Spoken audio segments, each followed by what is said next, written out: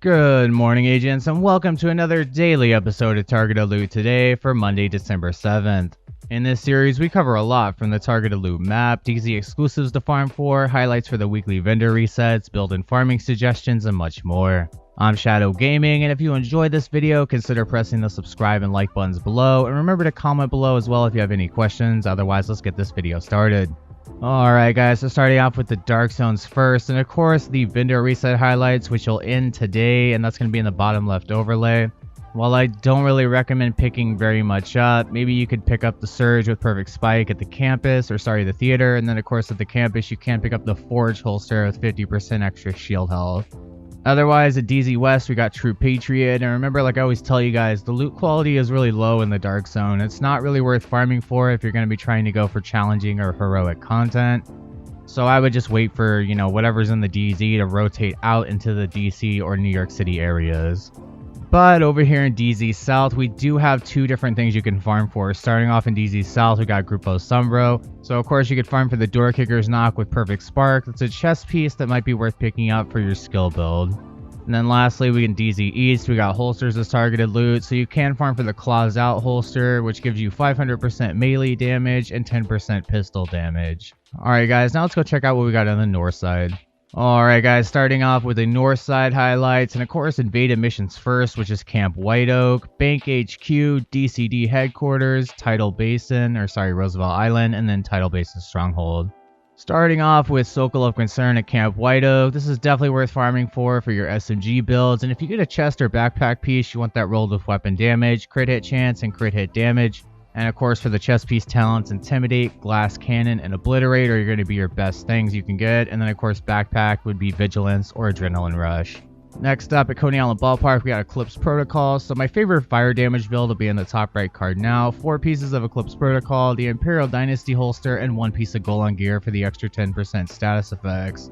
Now you can shred through content solo and in group with that, and it just sets everything on fire. You can also run it with the Vial Mask, and you can change from Firewall Spec to Demolitionist to add the debuff or add more strength to that debuff on the Vial Mask because the concussion grenade from the Demolitionist spec is increased. Next up, we got shotguns at Manning National Zoo. So you can, of course, farm for the Sweet Dreams, melee one-hit kill red and purple barred enemies. But of course, I don't really recommend that shotgun as much as you would think. What I do recommend would be the 3 best shotguns in the game, the Mop with 10% armor on kill, the Custom M870, and the Marine Super 90 with close and personal usually rolled on all of them.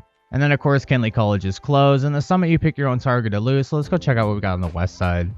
Alright guys, now we're over here on the west side, targeted loot highlights, and starting off with the gear sets, we only have one, which is awesome. We got Hunter's Fury at West End, which is probably my favorite gear set, mixing SMGs with shotguns. So my favorite build will be in the top right card, Death Grips with the extra 10% armor on kill, 4 pieces of Hunter's Fury in the Memento backpack, and you want to roll 3 armor cores, 4 weapon damage cores, and a skill tier. Alright guys, so starting off with normal targeted loot, we got assault rifles at the Pentagon. Now this is actually really good because you could farm for the Chameleon with adaptive instincts on it, and it is a Black Tusk faction exotic, which is going to increase the drop rate chance I believe by 3%, which is already at 7% for heroic and 5% for challenging. So today would be a really great day to grab that Chameleon. Next up, we got named assault rifles to get, so that's the Mechanical Animal of Future Perfection, the Burnout named FAMAS, and the Maniac named Military AKM with Perfect Overflowing. And then lastly, I always want to mention the perfect weapon classes for the assault rifle would be the Police M4, the Carbine 7, the FAMAS, and the Military AKM. Those are just the best assault rifle types in the game. We got a Heraldo Holding at Lincoln Memorial today. If you're farming for your headshot damage builds, definitely go through this mission. It definitely can be cleared within 8 minutes solo on heroic. And when you do get a Heraldo Holding piece, you want it rolled with weapon damage, weapon handling, and headshot damage because crit hit chance and crit hit damage don't matter on a headshot damage build. Next up, we got Badger Tough at West Atomic Event Center. So of course, you can farm for the 0F's chest piece with Perfect Unbreakable. It's a pretty good chest piece, and while Intimidate and Obliterate are probably better, this one is still really good, and I'll show you in the top right card with my Shredder build, which is really nice. I use the Apartment as the main weapon, and it's really awesome. because every 55 seconds that your armor breaks, it's just renewed to 100%. Next up, we got Providence Defense at Tidal Basin. So remember, you can pick up the Sacrifice with Perfect Glass Cannon. That might be worth farming for. It amplifies all damage by 30% that you deal, and that's skill damage, weapon damage, all types of damage. But you also take all types of damage by 60%, so it becomes really, squishy to deal with. And then Walker Harrison Co. at DCD HQ. You can farm for the Chain Killer chest piece with Perfect Headhunter on it. I don't really think a headshot damage build could go without this chest piece. It's just pretty much mandatory to run it. And then the last few things we got is Overlord at Potomac Event Center. You could farm for the Fox's Prayer knee pads with 8% damage to targets out of cover. That's always worth running on a rifle build for sure. And then of course you can run it on non-rifle builds as well, but I just don't like to run it with Hunter's Fury or True Patriot. And that's pretty much about it. You could farm backpacks at Bank HQ to refarm the Memento if you've already gotten it from the Season 3 rewards track, and then gear system mods at Foggy Bottom if you want to run that on Heroic and try to get some God rolled mods. Alright guys, let's go check out what we got on the east side. Alright guys, on the east side, Target Loot highlights, starting off with gear sets. We got Ongoing Directive at Judiciary Square. Now this is a bleed damage build. You make 4 pieces with the Ridgeway's Pride and an Eclipse backpack for that extra 30% amplified damage. Now, from what I know in TU12, they're going to be, quote unquote, fixing that backpack, so you have to wear 4 pieces to run the System Aggravator talent. And if that is true, I recommend replacing that backpack just with the talent Wicked. It seems to be the best shot to do that. Next up, we got Aces and Eights at Federal Triangle. It's a great headshot gear set. You mix 3 pieces with 2 pieces of Arelda Holding, 1 being a backpack with Vigilance or Composure, and the Chain Killer chest piece with Perfect Headhunter. Last 2 we got is Strikers at Air and Space Museum today, so 3 pieces is what I recommend for increased weapon handling and rate of fire. Otherwise, I never recommend going more than 3 pieces, and that's really only for like a Merciless build or an LMG build as well for increased rate of fire. And then lastly, Foundry Bulwark at East Mall. Now, Foundry Bulwark is great and all. I think it's really just meant for, being a tank to tank absurd amounts of damage. And it does work in Legendary as well, so you could be the tank that takes aggro. But otherwise, the chest and backpack are raid exclusive, so keep that in mind when you're farming for it. Now, moving on to normal targeted loot, we got MMRs at Capitol Building Stronghold. There's 2 exotics you can farm for, the Mantis and the Nemesis, but remember that the Nemesis is a quest-only exotic, and you do need to get the Puck's Blueprint from Grand Washington Hotel. Otherwise, you can get 2 named MMRs that are worth farming for. That would be the White Death, and then Ekim's Long Stick with Perfect Ranger. Next up, we got Honda U at Federal Triangle. Of course, you can farm for the Force Multiplier backpack with Perfect Combined Arms. That amplifies your skill damage by 30%. Sorry, it just gives you 30% skill damage. It doesn't amplify it. And that's every 3 seconds that you land a shot on an NPC or player. And that's just about it. I did miss rifles over at the White House though, so you can farm for the Merciless and the Diamondback. Those 2 I don't really ever use, but you can if you want to. And then of course for rifles, you can also get the named rifles like the Surge with Perfect Spike, and then of course the Baker's Dozen with Perfect Lucky Shot. I think a lot of console players like that one in particular. And then lastly, the best rifle damage talents would be Boomerang, Rifleman, and Ranger. I always put Boomerang on or Ranger. Those are just my 2 favorite. And then of course, Rifleman's pretty good too. Last 2 we got is Mask over here at Downtown East. Now, you can get 2 masks, the Coyotes mask and the Vial mask. The Coyotes is going to be for DPS builds, solo and in group, and then the Vial mask is for status effects and skill damage. You can also farm for the Punch Drunk mask. That's 20% headshot damage, and it's really good mixed with an all high-end headshot damage build. Lastly, we got LMGs at Grand Washington Hotel. There's 2 exotics, Bullet King and Pestilence. Both of those you can farm for, and the Pestilence would be definitely worth it.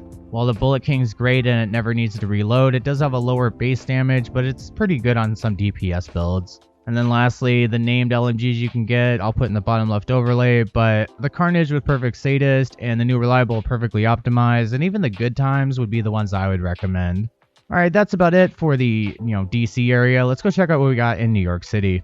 Alright guys, last but not least, we got New York City targeted loot highlights, and starting off with the gear sets, we got Future Initiative over here at the Tombs. So this is a great healer build, but remember though that the chest and backpack are Iron Horse raid exclusives. So in lieu of that, what I would run is an Alp Summit chest piece and backpack with Safeguard and then Empathetic Resolve. Next up, we got Tip of the Spirit Pathway Park. Like I always tell you guys, this one isn't really worth farming for. It increases your specialization weapon damage, but I just never run it. But it's pretty good in niche areas of the raid and of course legendary missions. And then lastly, we got Hardwired over here at Liberty Island. Now Hardwired is worth farming for. It's pretty easy too. You usually want to roll skill damage all over it. And then of course mix that 3 pieces with 2 pieces of Hana-Yu and 1 piece Wyvernware for extra 10% skill damage. And then get a chest piece with kinetic momentum or glass cannon and a backpack, which would be the force multiplier backpack with perfect combined arms. And that's going to be a really great turret and striker drone build. Moving on to regular targeted loot, we got gloves at Wall Street. So you can farm the BTSU gloves. That's pretty much all that's worth it.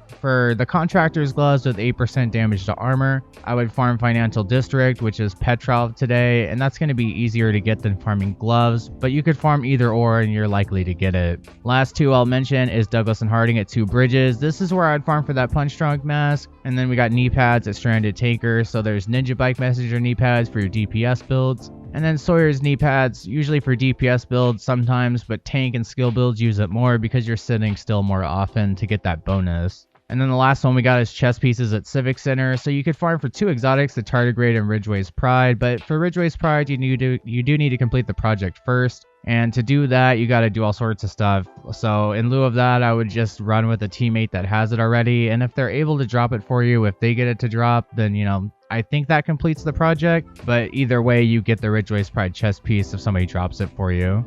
Alright agents, well that was the targeted loot for today. Thank you for watching, and be sure to subscribe, like, and share if you enjoyed my content. If you would like to become a member for support and exclusive perks, you can click the join button below, and thank you to all 5 of my members that are part of the channel. Thank you so much for the support. You can also grab some Shadow Gaming merchandise. It'll be in the link in the pinned comment and video description below. I don't have any promo codes for right now, but thank you to everyone that did purchase something. You can support me on alt tech as well, like Patreon. I upload all my videos to BitChute just as well as YouTube. But really, if you're still watching this video right now to the end, thank you very much. I work very hard on my content every single morning, and I appreciate everyone that, watches till the end. Take care, agents, and be sure to stay tuned for more daily Division 2 content. This is Agent Shadow signing off. I will see you in the next video. Take care, agents.